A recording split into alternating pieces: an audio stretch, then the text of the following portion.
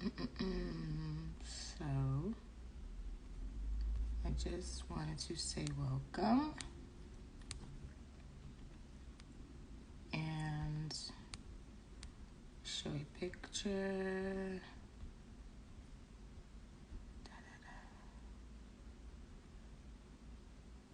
There we go. Welcome to Butterfly Beauty. This is our second episode. Yay! Now my question is how you take this picture off. I don't know. Hey, Tosh. All right. I'm gonna take the picture off.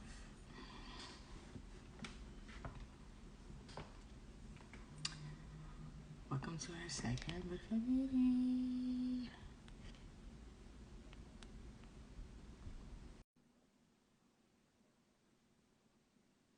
Okay, let's see.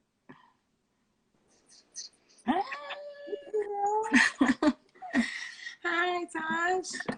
I was trying to find my AirPods. I don't know where they are. I'm still trying to find them. Should probably find those. Do you need to go? No, it's fine. I could just do it. Okay. How are you doing? I'm doing good. I just got off of work, so Yeah. whew, Yeah, I figured. How was that? it's fine. I go back to work next week, like in the office, so I'm not looking forward to that. But Yeah. just been working from home. Yeah. Okay. Like the dream, honestly. 'Cause I don't want to be with these people. But I just want to say thank you so much for joining me today. I'm so happy to see your beautiful face because I haven't really seen it in person in a while. No. And I'm just going to give a little introduction for the two little people that's on here. My name is Christian. I am a lupus survivor of about 8 years now. I was diagnosed in December of 2013, my freshman year of college at NCCU. And I make jewelry for self-care. So I have a little jewelry business called Monarch Masterpieces. And that's the page that we are on today. And this month, May, is Lupus Awareness Month. And so I have been, well, I was kind of supposed to do it every week, but we had a little production issues, this was like a real trial. Next month or like next May, like it's gonna be even bigger and better. I have more time to actually plan it because I was just like I just came up with these ideas on the fly to do. But anyway, so Butterfly Beauty is a little campaign, a little discussion that I wanted to start just so I could reconnect with some ladies, some individuals in my life who have made a difference to me, who are also a part of the lupus community and who have like gifts and beautiful attributes to share to the world. And so today we have Miss Tasha Jeter. And actually I want to I want to start off with a little this or that game. So I literally just came up with this, but okay. I don't know. I thought it'd be kind of fun. Okay, so I only have like 4 questions, but I'm gonna ask you 2 different things. You could tell me, which one you prefer, and you could feel free to elaborate, or you could just feel free to answer it. Doesn't, however you feel. So okay, we'll get started with that. Okay, so the first question is, and they all relate to lupus, obviously. So, okay. So the first question is dark purple or light purple? Light purple. Light purple? Mm-hmm. Yeah, me too. Rings or bracelets? Bracelets. Bracelets. Okay. And like again, there you go. Hot or cold? Like temperature? However you want to interpret it, really. I'm gonna go with cold. Cold? Oh, please explain. I don't know. I just sleep better when it's cold. I can't sleep when it's hot. So Definitely cold. Okay.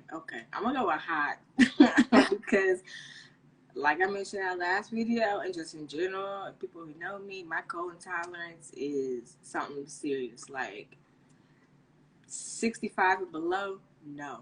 Okay, I need a sweater. So, but I do like to sleep cold too. I don't like to sleep hot. But okay, and then lastly, well, this one isn't related, but whatever. Undergrad or grad school? Definitely undergrad. Yeah. Definitely undergrad. That's really like no question. Like grad school is for the birds. Like it's beautiful, but it's for the birds. But okay, so we'll get started with our questions. This is a safe space. Again, I welcome you. I'm so glad that you're here, and agreed to talk to me and stuff, and for us to catch up and whatnot. So, can you tell us a little bit about yourself and like how we met, like our story?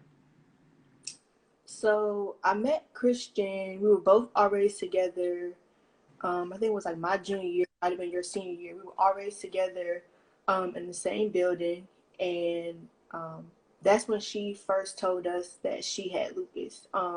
And I would just kind of see like on your days that you would have kind of like have like your flare ups, like in your hips and stuff. And I remember that one time I made like that oil to like help grease your scalp. So yeah, so that was fun. But at the time, like I really didn't like I knew she had lupus, but I really didn't know anything about it. Like I knew one other person that had it, but it wasn't really anything that was like on my radar basically. Um, but for everyone that's watching, my name is Tasha. I live in Mooresville, North Carolina. I'm originally from DC, so shout out to all my fam that's watching. It's only like 3 people on here, but my cousin. um, so I came down to North Carolina a few years ago to come to school. I went to North Carolina Central University, and I graduated in May 2018 and decided just to stay down here to start my career professionally. And also, it was just a lot cheaper than going back home to DC. And so right now, I work for the state of North Carolina as a grant administrator, where I manage like federal grants that we get from the Department of Labor. And I'm also in grad school working towards my master's in public health. So doing that and working. So it's a lot, but I'm getting it done. So hopefully I'll be done sometime next year. And not exactly sure what I want to do with it just now, but definitely want to do some like community health work surrounded by nutrition. Yeah, that's so great. Congratulations on that, first off, because I love that. I love that. Can you tell us a little bit more, like about like what you did while you were in school as well?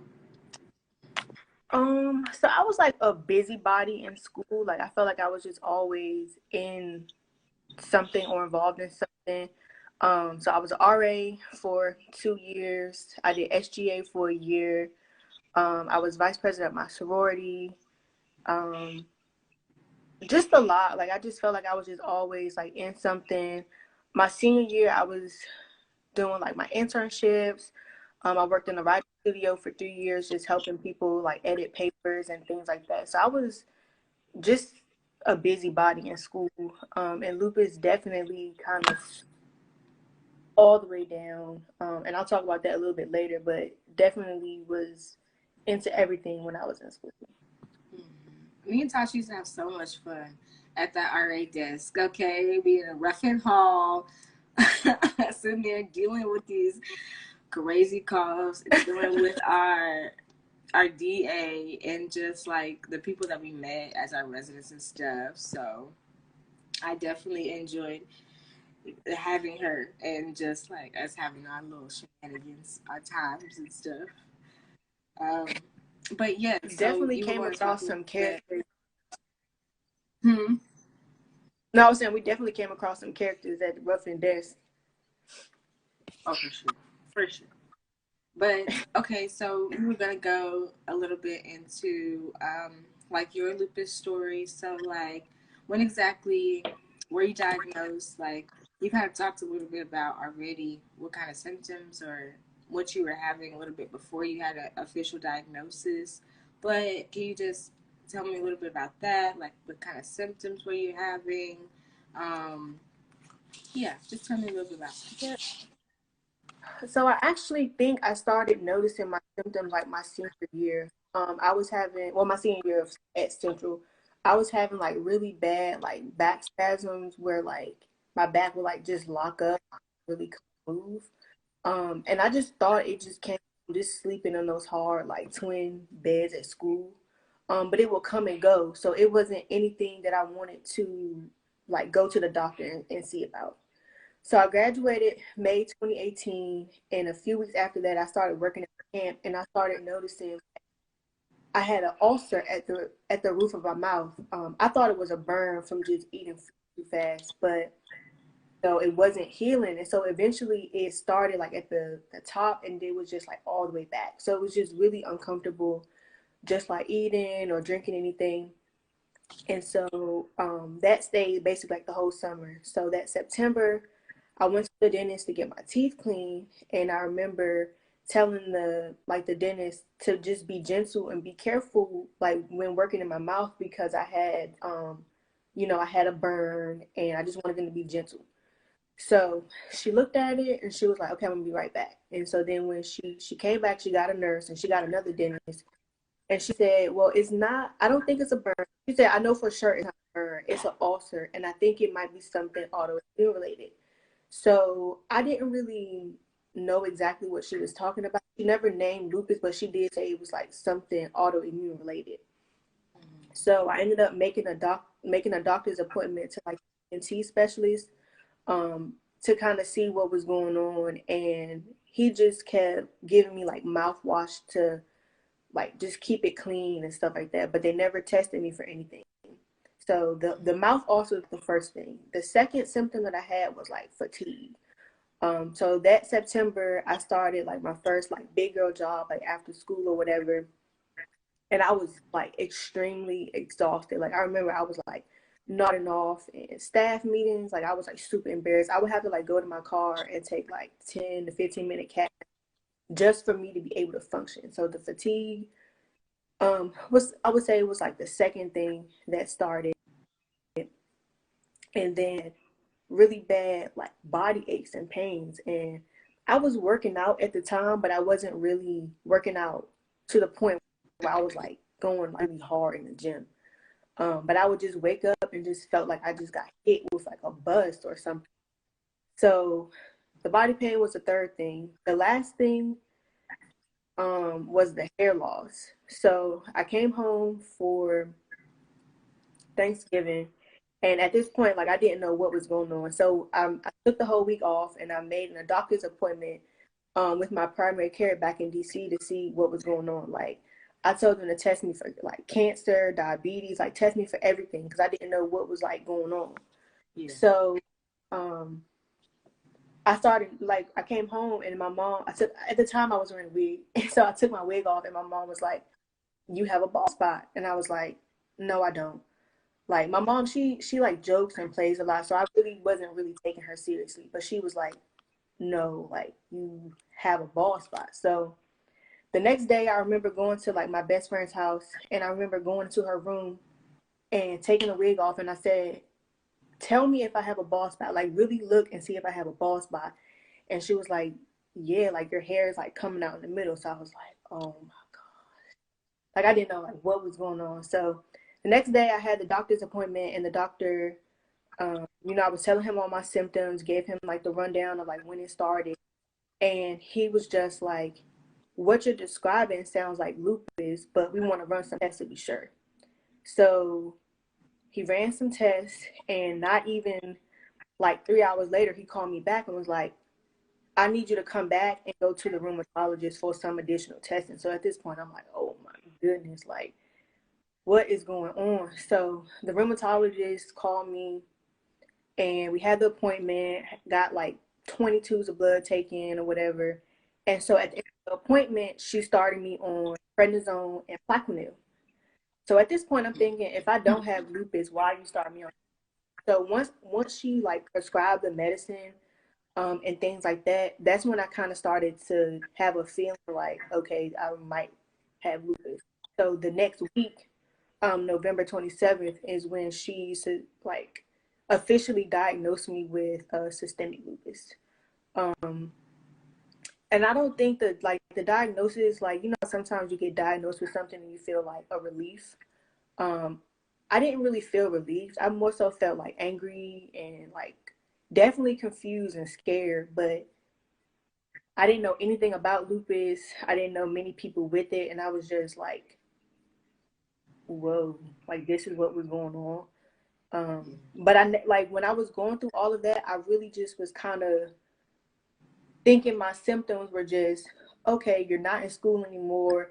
You're working. You're being like a professional. Like it's just your body getting used to like the real world. So I just was brushing it off as that. Like I never, you know, thought it was anything major until like my hair started falling out. That's when I knew that something like was definitely wrong. Yes. Yeah. That's so crazy how like just everybody's diagnosis story is just so it, like there's some similarities, but it's like so vastly different. And we've all had to go through like multiple doctor's appointments, like like multiple physicians just to figure out just to get this one like diagnosis.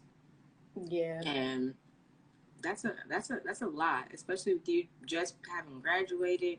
And like you said, like I thought this was just my body adjusting to the real world, really, or like, you know, I mean, it was Yeah. just a new environment or whatever. So like you don't think that okay, like there's a whole autoimmune disorder underneath like what I'm feeling and stuff. But that's super crazy. I could only like imagine how you felt though too, just like with the ulcer in the mouth and stuff like that. This just sounds like super super painful. But like since you've been diagnosed, so how many? So about 2 years now, almost two Yeah, it'll be years, 3 years in November. 3 years, yeah. Um, so like what or how?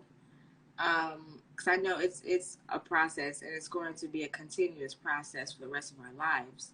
But like, how have you adapted kind of since your diagnosis? Like, what kind of lifestyle changes have you made, if any, or just like how does your life look, you know, now since you've been diagnosed? Um, so I definitely had to make a lot of adjustments to like my diet and like my exercising. I feel like I'm better with like the healthier eating than exercising because I just oh, it's hard sometimes to exercise. But with the I definitely like transition from like going from like dairy to like almond milk and like non-dairy products, um, limiting like my pork and like red meat intake, and just trying to like get things that are more healthy for my body. So I would definitely say that's like the first change that I made. One thing that I'm still trying to like master and trying to get a hold of is just like my stress management.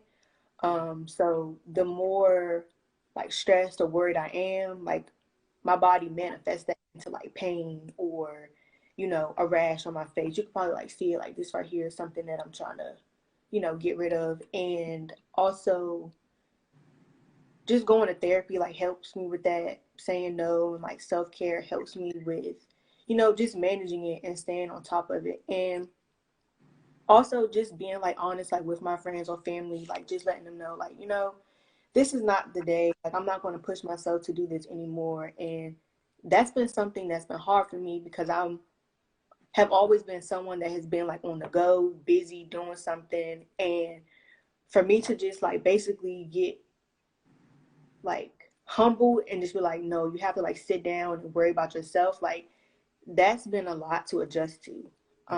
But I think lupus has not stopped me in terms of like meeting my goals. It hasn't stopped professionally. Um, you know, I'm very honest with my like employer, letting them know, like on the first day, like I let them know, Mm-hmm. hey, I have lupus, and you know, I know I don't have to disclose this information to you, but I don't want you to look at me anyway when I say I'm not coming in today because I'm tired. You know, like that kind of, in a way, it kind of sounds lazy, but to me, it's like this is me resting my body so I can be able to perform. Yeah. Um, so definitely, I've been honest, like with my employer, honest with, you know, just like just taking mental days to be able to prepare myself for like work and things like that. So I don't know. Some days are just different. Like some days you're gonna have like more productive days, and then you're gonna have days where, you know, your body is just not there. Yeah. It's just not there. And so some days you might give 100%, some days you might give 10%, and that's okay. And you have to, I'm learning to give myself grace on days that I can't push myself to go forward, because it's like, dang, I could get so much more done if I didn't have lupus. But, you know, it's just a way for me to kind of like sit back and just be in the moment and not try to worry about this and that and what's going on and try to plan out everything. So, Yeah. Yeah. One of my mantras is if you're not good for yourself, you can't be good for nothing or nobody else. exactly. And I feel like I had to learn that the hard way. Like Yeah. that's something that's like new to me. Like putting yourself first, really like just sitting and just doing like stuff for you. Like that's something that I had to like learn myself, and I'm still learning. Like sometimes I'm just like, okay, you need to sit and take a chill pill because you don't have to get this done today. It would be nice if you get it done today, but it's okay if you don't. Yes. Because I remember you as somebody who would always be in the books, always be in the library. Don't care what time it is. You'd be like, y'all, I'm going to the library. Or I'm going, like, I don't know, to the study room that we had or something. They'd be like, Tasha, come Like it's on. Friday, you doing I know, homework. yes. But come on. Like, you mean Arthur. Let's go somewhere or whatever.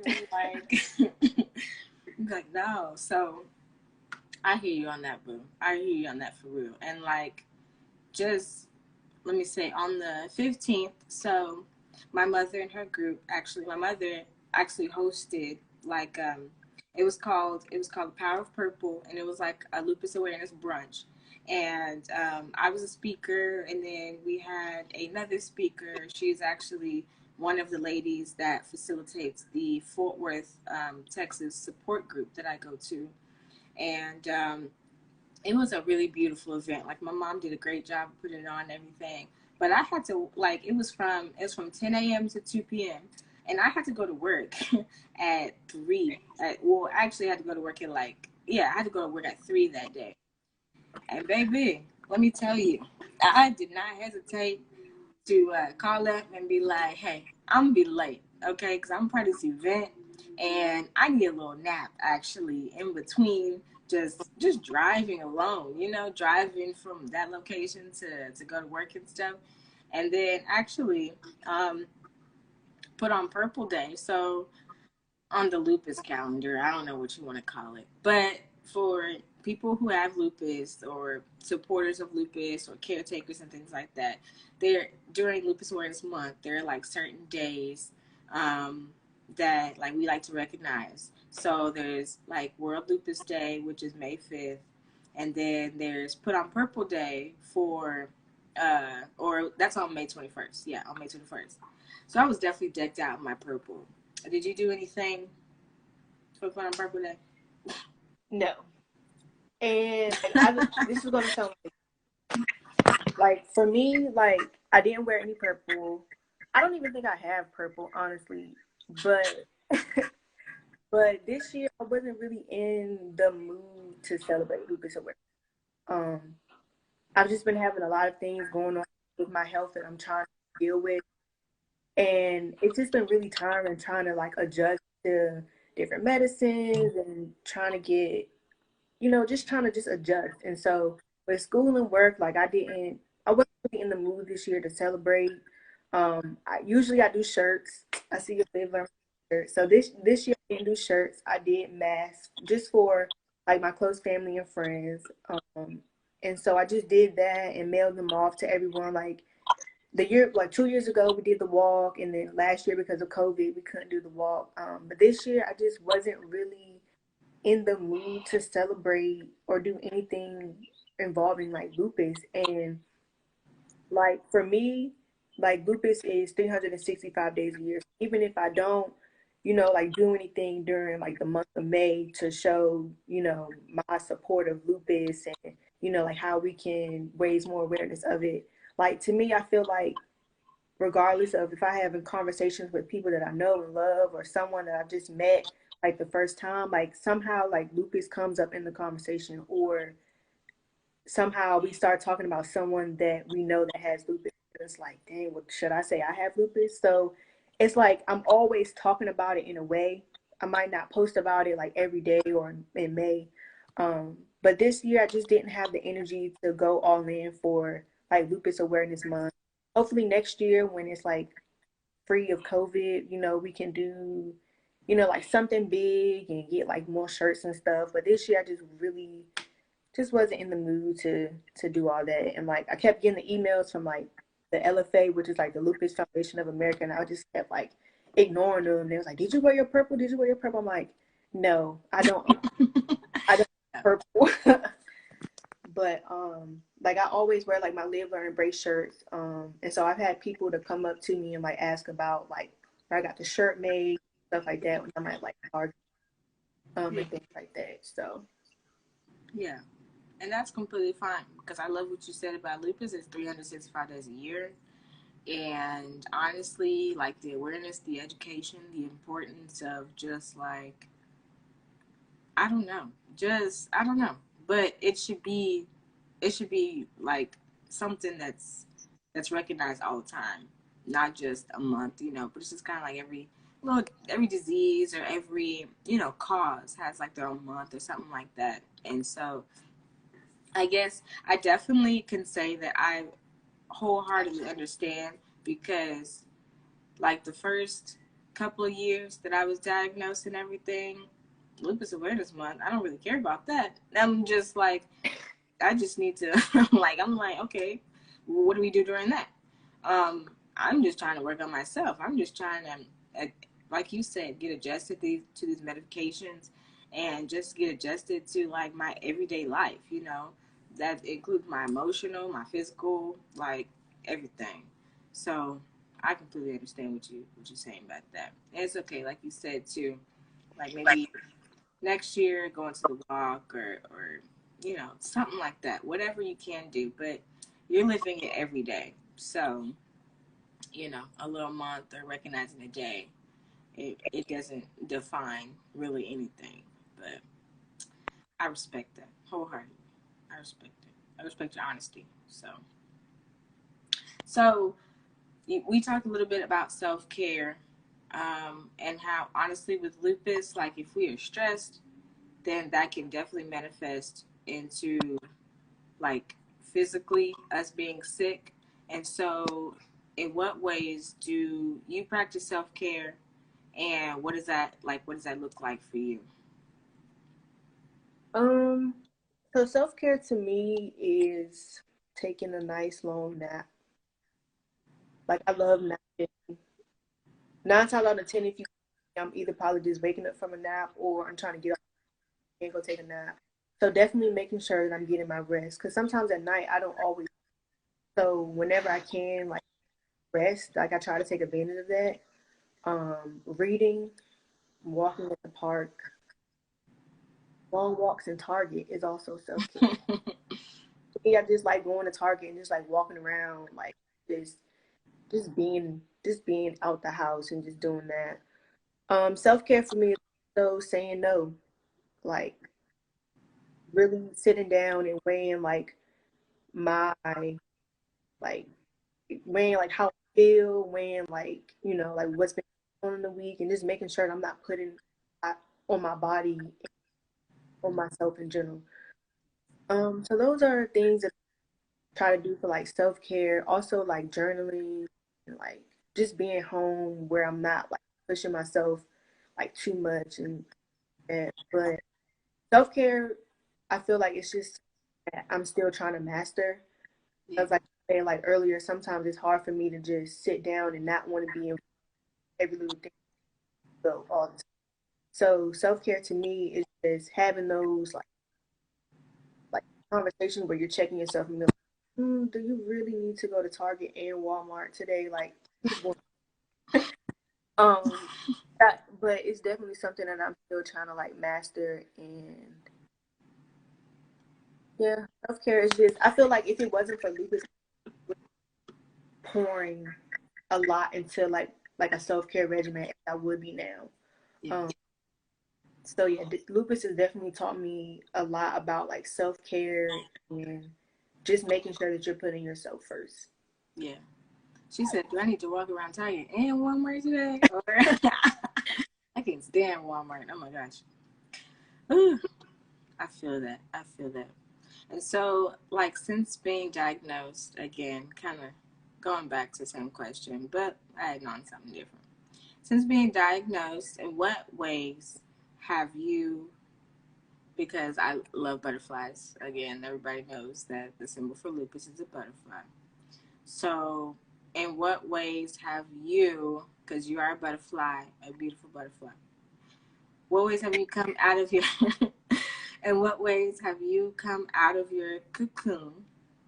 And meaning, like, we know the obstacles that you've talked about, and probably can't even imagine the obstacles that you haven't shared, that you haven't talked about with anybody, really. And we know those are definitely have been inevitable in your journey, your story. But just like, what would you say?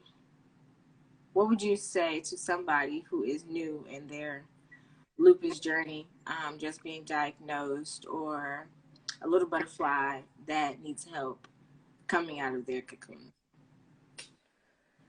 I would definitely say you'll know when it's time to break out your cocoon. Um, and I feel like with lupus, for me, I feel like I'm always in a cycle where I'm in a cocoon, breaking out of it, in a cocoon, breaking out of it, because it's just something that changes so much, like with my body or, like with myself, like mentally or emotionally.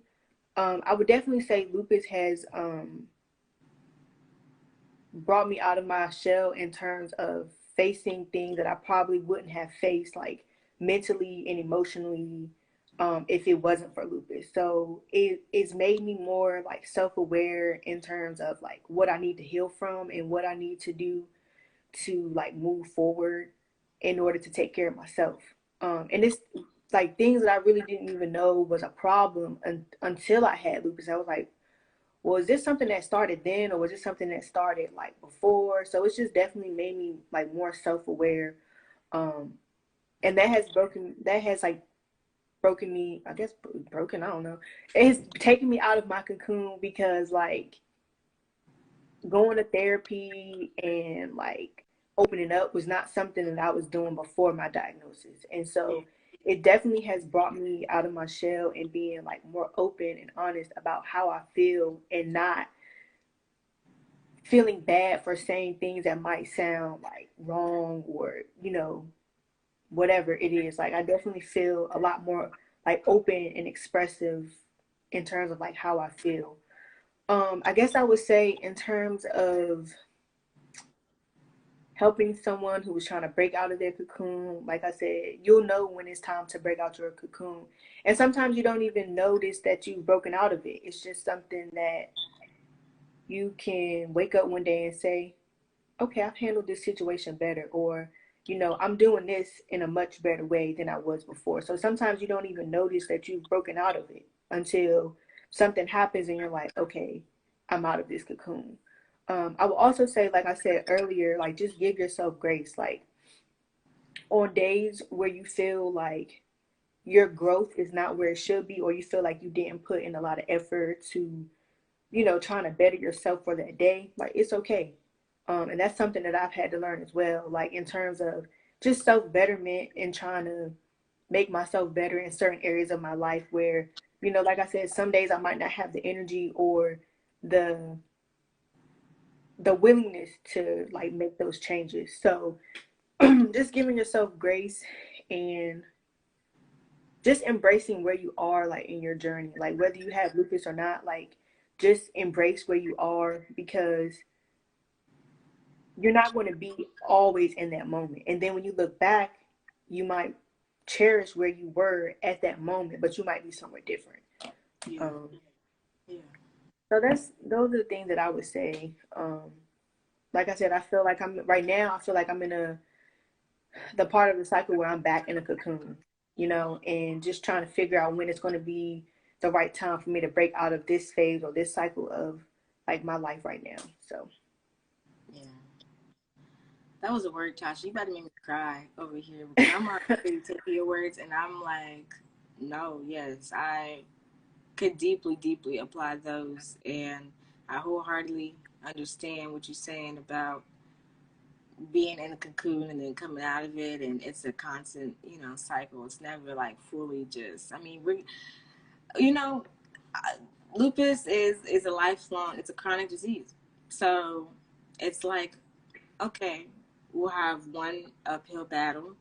We'll conquer that, like get some symptom under control for a little bit, something.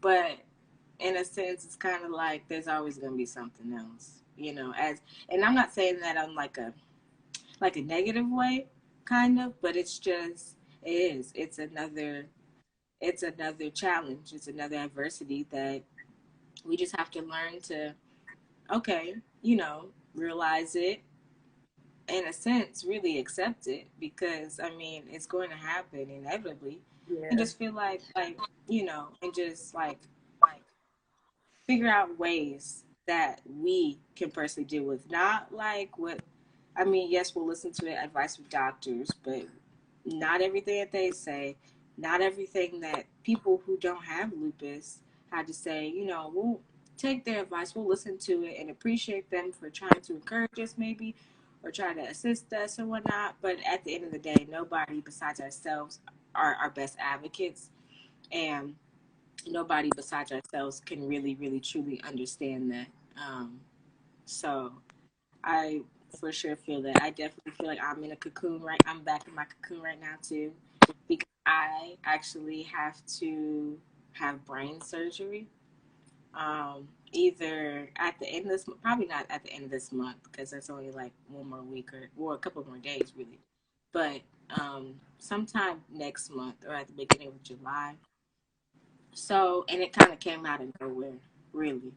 Like, it was just like I was having headaches. And then that led to me going to the ER because I couldn't, all I wanted to do was sleep in the dark. I could barely hold down water, couldn't hold down food, nothing. Like, just excruciating headaches, debilitating. I couldn't go to work. Going to the ER, then giving me some medicine. Medicine didn't help. Suggested I go to neurosurgeon. Do some CT scans, some MRIs, things like that.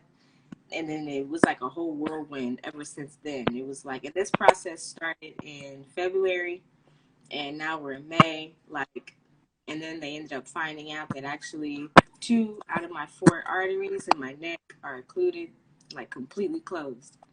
So there's not much blood flow that's going to like the front of my brain. But somehow, miraculously, there's been like a blood vessel that's grown in like the back of my brain that's been compensating for the blood flow. And we're trying to figure out where this comes from. Like, how did this happen? And they don't know.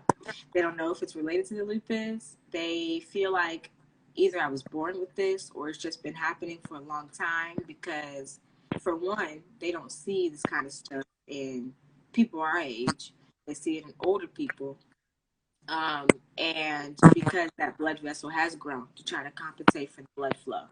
So they were just really like, wow, this is actually amazing, because your body, recognized that there was a lack, at the beginning of your, or at the front of your brain. And so, like, for somehow it's grown, out of nowhere. So, sorry, planes. But like I said, this has been a whirlwind since February. And now kind of like a result of those headaches, a result of the occlusions, is that I will experience like stroke-like symptoms every now and then. It'll be completely random too. I'll feel like numbness and tingling and like the left side of like my hands, and then it'll just like kind of travel all the way up to my arm. I'll feel it behind my eye. Like I'll feel it on my left side, my lips and stuff like that. And like I said, it's completely random, and it can last from 5 minutes to like 20 minutes.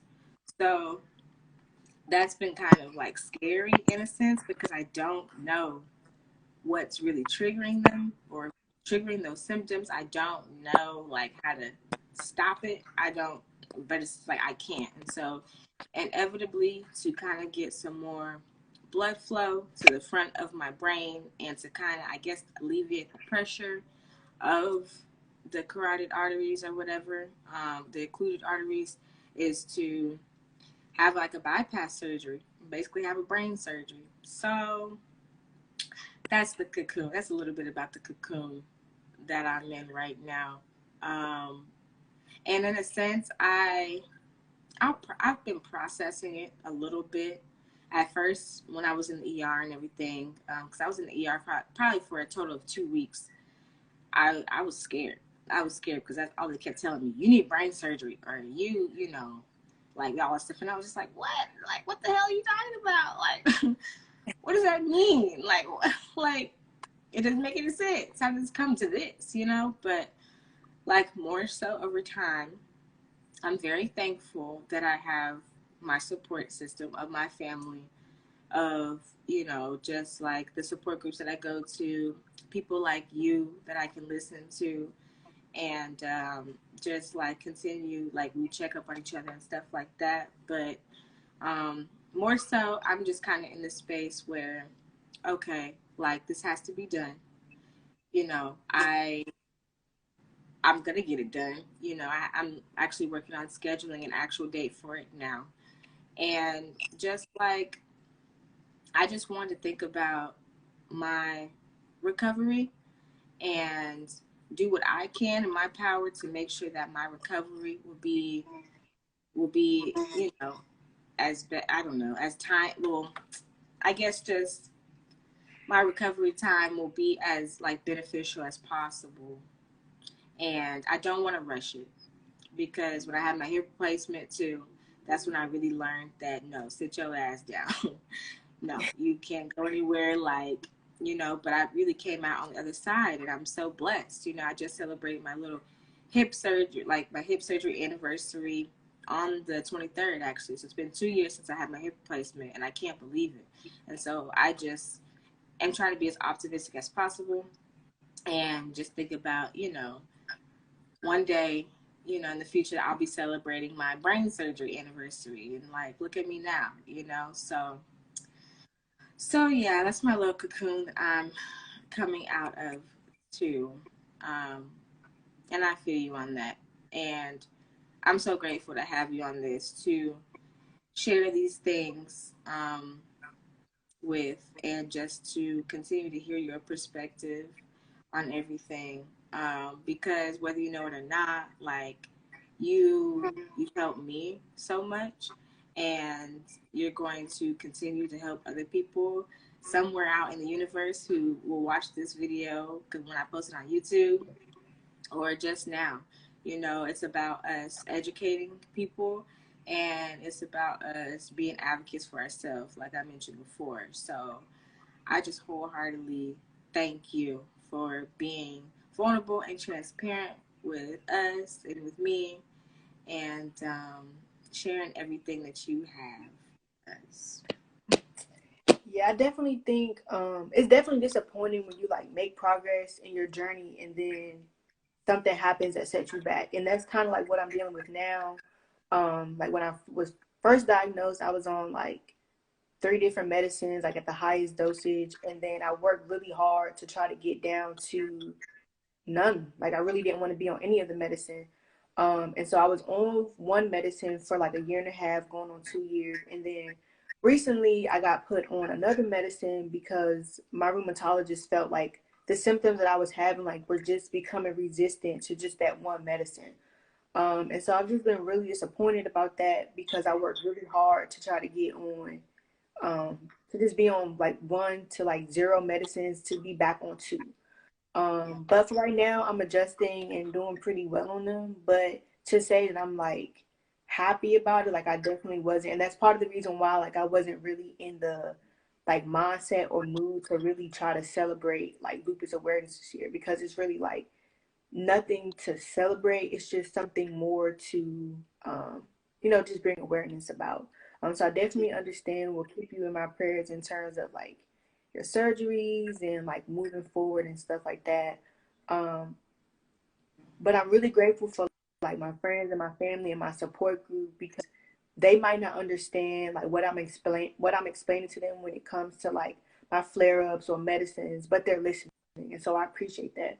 But it's Yeah. so really important to have like friends in the community that I can talk to where I don't have to explain and break down everything, because they know what this means, or they know, like how I feel like to a certain extent. So Yeah. I definitely am very, very supportive of those that are in the community as well. Actually, in my apartment complex, I met a girl in my gym who has lupus, but she has like discoid lupus. But we met and connected like through that, and so that's just been something to for me that's been really helpful in terms of like having someone that kind of like understands like the struggles of lupus and understands like what goes on like on a daily. So definitely appreciative for all the people that have been in my life like from the beginning, that are still around and supporting me, and just like my family and stuff like that. So Yeah. That's beautiful. So can you tell us, we're kind of like closing up now, but tell me, like, let's talk about some exciting news. I know sad news anymore, but do you have anything, you have anything like planned for the rest of the year, or like the rest of the months or anything, or like you have anything special that you're working on, or I don't know, anything that you want to share? so I'm like I said, I'm in grad school. I'm taking the first half of the summer off to just kind of just do whatever I want. Yes. Supposed to be going on vacation, so that's really exciting. And then I'm in a few weddings this year, so that's been fun. So yeah, really excited about that. I don't really have anything like planned. Like I don't know. I'm just excited to just do nothing and not have homework for a few weeks. But and I got my like my COVID shot, so I'm really trying to do more stuff than I did last year in terms of not being in the house as much. Mm-hmm. Um, Be but outside. yeah, so that's about it. Not really, I don't know. I'm not really looking forward to going back to work, because I am going back to work next week. But I mean, it's just been a crazy year. Very, very crazy year.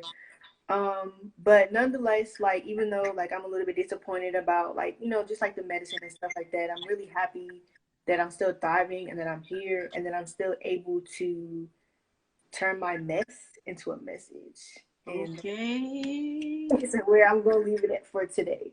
Yes, ma'am. I appreciate that. Thank you so much, Taj. No Thank you. problem. I appreciate you again. Um, this will conclude our Butterfly Beauty Talk, everyone. Um, keep following Tasha. You can find Tasha at you I can think it's underscore Tasha A with 2 A's at the end of Tasha, I think. so let me see. At I feel like an old lady doing this too. 3 A's. It might be 2. I honestly, I don't know. Okay, well I'm putting. Is that it? Or Yes. okay, okay. Underscore and Tasha J. Okay, and then me, of course, me Get Us Solita or Monarch Masterpieces, and there will be no more Butterfly Beauties until next year, most likely. But keep following us. I want to thank y'all for joining this live. It will be posted pretty soon on YouTube. We're wrapping up May, which was Lupus Awareness Month. So again, just thank y'all so much. You definitely educated us, gave us a word and everything. And I'm just so happy that I got to catch up with you. Me too, girl. All right, well, I think I'm going to go try to... You gonna find some food? Yes, I'm hungry. Okay, yeah, I was sitting here eating, I had some Chick-fil-A fries. I was like, I need a snack before I get on. But now I'm about to go eat a salad because that's what I need, so. All right. Well, thank you. Thank you. I'll talk to you later. All right.